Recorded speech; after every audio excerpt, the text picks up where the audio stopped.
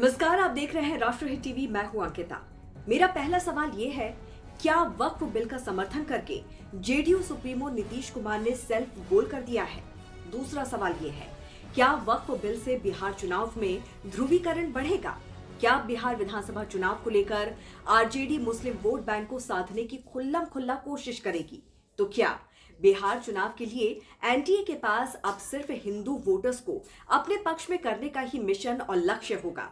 तो एक सवाल ये भी है, क्या जेडीयू के मुस्लिम नेताओं के इस्तीफे अब बिहार में तेजस्वी यादव के लिए मुस्लिम वोटर्स में हवा बनाने का काम करेंगे?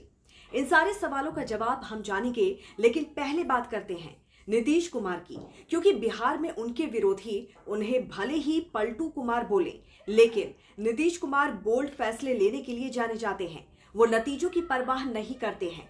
दरअसल बिहार के मुख्यमंत्री नीतीश कुमार को सेक्युलरिज्म की राजनीति का चाणक्य कहा जाता है। नीतीश कुमार भले ही एनडीए के सहयोगी रहे हों, लेकिन उन्होंने बीजेपी से अलग लकीर खींचकर अपनी अलग पहचान बनाई। याद कीजिए, आज से 10 साल पहले का वो मौका जब साल 2014 के लोकसभा चुनाव के लिए बीजेपी ने नरेंद्र मोदी को पीएम पद का उम्मीदवार घोषित किया था। उस समय एनडीए से नीतीश कुमार तुरंत अलग हो गए थे। इसके बाद फिर कई बार इधर उधर हुए। इस बार जब संसद में वक्फ बिल का मामला आया तो समूचा विपक्ष मुंह फाड़कर नीतीश की तरफ देख रहा था, इस उम्मीद से कि केंद्र की मोदी सरकार इस वक्त नीतीश और चंद्रबाबू नायडू की बैसाखी पर टिकी है। ये दोनों वक्फ के नाम पर समर्थन खींच लेंगे तो मोदी सरकार गिर जाएगी। मुस्लिम नेता भी बार बार नीतीश और चंद्रबाबू पर दबाव बनाते दिखे। कई मुस्लिम नेता तो नीतीश और चंद्रबाबू नायडू से सरकार से समर्थन वापस करने का भी दबाव बढ़ाने लगे। लेकिन संसद में हुआ वही जो पीएम मोदी चाहते थे, जो गृह मंत्री चाहते थे।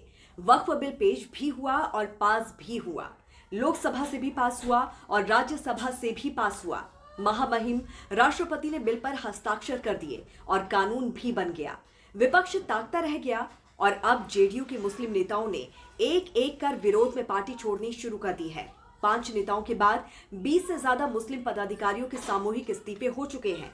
ऐसे में सवाल उठता है कि क्या वक्फ बिल पर मोदी सरकार का समर्थन कर जेडीयू फंस गई है? दरअसल बिहार में विधानसभा चुनाव नजदीक है और ऐसे में जेडीयू के सामने वक्फ पर समर्थन एक नई सियासी चुनौती खड़ी हो गई है।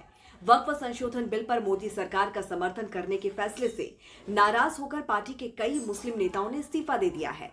ये पहला मौका नहीं है जब जेडीयू ने बीजेपी के साथ खड़े होकर अल्पसंख्यक मुद्दों पर चुप्पी साधी हो। नागरिकता संशोधन कानून और 3 तलाक बिल के समय भी पार्टी ने खुलकर विरोध नहीं किया था, लेकिन इस बार नाराजगी सड़कों पर उतर आई है। बिहार में कुछ महीने बाद ही विधानसभा चुनाव है। ऐसे में इस्तीफों का दौर एक वर्ग की नाराजगी को पुख्ता करने का काम करेगी और आने वाले समय में नीतीश की पार्टी को इसी की चिंता सता रही है। तो वहीं आरजेडी, कांग्रेस और जन स्वराज पार्टी मुस्लिम वोट बैंक पाने के लिए एक से बढ़कर एक घोषणाएं कर सकती है। हालांकि ऐसे में एनडीए हिंदू वोटर्स को साधने की कोशिश करेगी, क्योंकि 2020 के विधानसभा चुनाव में जेडीयू का कोई भी मुस्लिम उम्मीदवार नहीं जीत सका था।